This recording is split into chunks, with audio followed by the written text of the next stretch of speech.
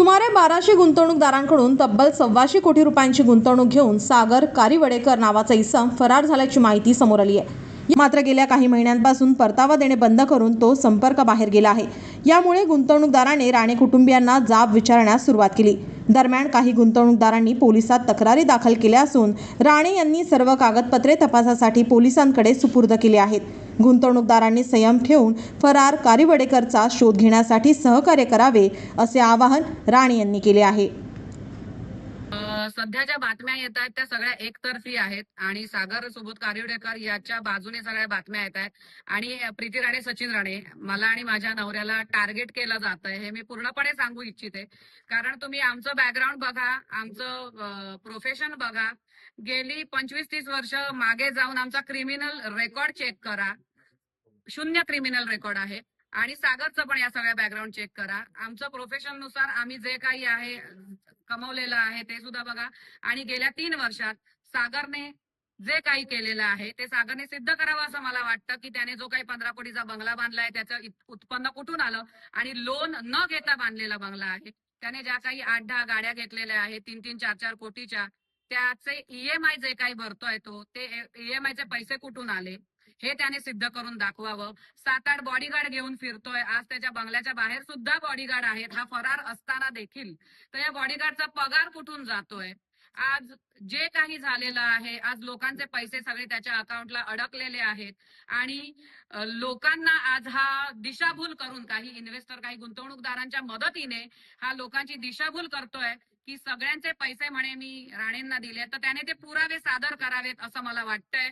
आणि एवढंच माझी मागणी आहे की लोकांनी जर आता काही चुकीचा डिसिजन घेतला, चुकीचा निर्णय घेतला, तर सागर तुम्ही एकमेव कारणीभूत असाल. आज जर कोणी आत्महत्या करायचा विचार केला, आज जर कोणी स्वतःला संपवायचा विचार केला, आज जर चुकीचा काही निर्णय घेतला, तर सागर फक्त आणि फक्त तुम्ही जबाबदार असाल. सो कुठेही लपून न राहता, आज आम्ही कुठेही पळालेलो नाही आहोत. आमचे पासपोर्ट सुद्धा गुंतवणूकदारांकडे दिलेले आहेत. आम्ही सगळ्यांच्या संपर्कामध्ये आहोत.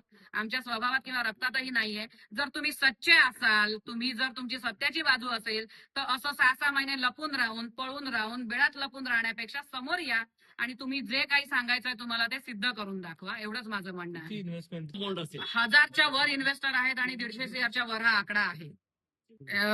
गेल्या 10 महिन्यामध्ये शारीरिक त्रास, मानसिक त्रास आणि आर्थिक त्रास सुद्धा झालेला आहे. गेल्या 10 महिन्यामध्ये आज आम्हाला नवरा बायकोचं 1ही रुपया इन्कम नाहीये. फक्त आम्ही या लोकांना फेस करतोय, लोकांच्या संपर्कात त्यांचे कॉल उचलतोय, लोकांना फेस करतोय आणि गुड फेथ मध्ये सुद्धा आम्ही काही ना काही फुल ना फुलाची पाकळी देण्याचा प्रयत्न करतोय. हे देता देता देता देता आम्ही आता संपत आलोय.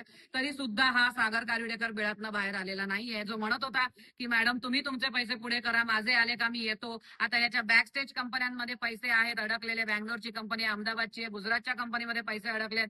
आता ह्या कंपनीमध्ये कुठे पैसे अडकलेत आणि या कंपन्यांचे मालक नक्की कोण आहेत याचाही पाठपुरावा घेतला पाहिजे असं मला वाटतं आणि लोकांचे पैसे देण्यात यश मिळालं पाहिजे. आम्ही जेव्हा जेव्हा जातो तेव्हा तेव्हा हेच सांगतो की सागरला शोधून आणा, कारण आम्ही समोरच आहोत. आम्हाला फोन केल्या 10व्या मिनिटाला आम्ही हजर राहतोय.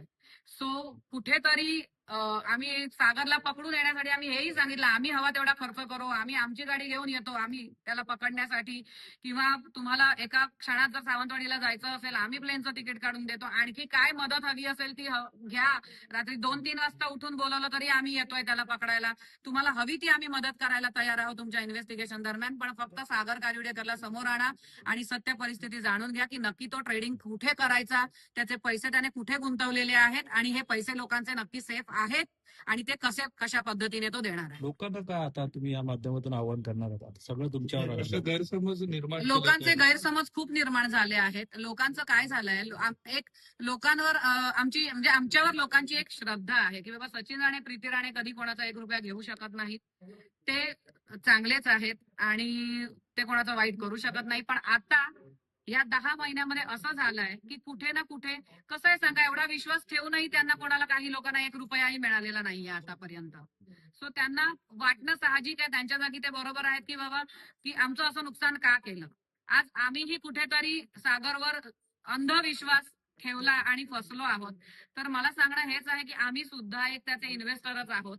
आम्ही इथे कुठेही कसला फायदा मिळावा या दृष्टिकोनातून हे काम केलेलंच नाहीये. तसं करायचं असं आम्ही हे कधीच केलं नसतं काम, कारण आम्हाला लाईफमध्ये काही कमीच नव्हती आणि हे स्वतः गुंतवणूकदार सुद्धा म्हणतात. सो हे चांगलं करायला गेलो आणि म्हणतात ना की म्हणजे सगळ्या ह्याचे बळी पडलोय. लिटरली आमचा बळी गेलाय. म्हणजे ना घर का ना घाट का अशी स्थिती झाली आहे आमची, सागरच्या बाजूने पण आणि गुंतवणूकदारांच्या बाजूने पण. पोलीस तक्रारही नीटनेटकी घेतली जात नाही. कुठेतरी पोलिसांच्या भूमिकेवरती शंका निर्माण होते. पोलिसांच्या भूमिकेवर शंका निर्माण करणं चुकीचं आहे.